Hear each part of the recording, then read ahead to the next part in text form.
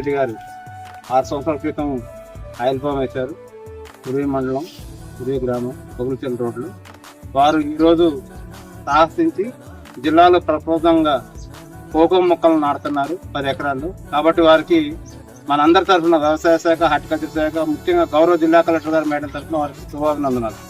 ముఖ్యంగా ఈ పంట వల్ల రైతుకి లాభాలు ఉంటాయండి. ఇది మోండలీజ్ అంటే క్యాడ్బరీని మోండలీజ్ కంపెనీ అంటున్నాం. ఇది కాకుండా లోటస్, రకరకాల కంపెనీలు మార్కెట్లో ఉన్నాయి. కేజీ 300 యావరేజ్ చేసుకున్న రైతుకి 25,000 నుంచి మొదలై 50,000, 70,000 కూడా వచ్చే అవకాశం ఉంది. కాబట్టి రైతాంగం ఆయిల్ పామ్ తోటలలో అంతర పంటలుగా 6 సంవత్సరాల ప్రతి దాంట్లో ఇది వేసుకోవాలని కోరుతున్నాము.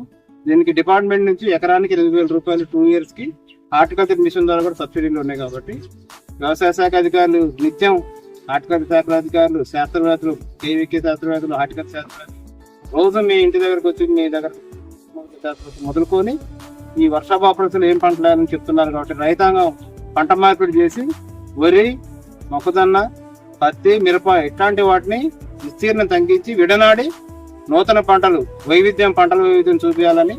మరి ఈ కార్యక్రమం పరిశ్రమలో వాడతారు, సబ్బులలో వాడతారు, ఇండస్ట్రీస్ అన్నింటిలో వాడతారు.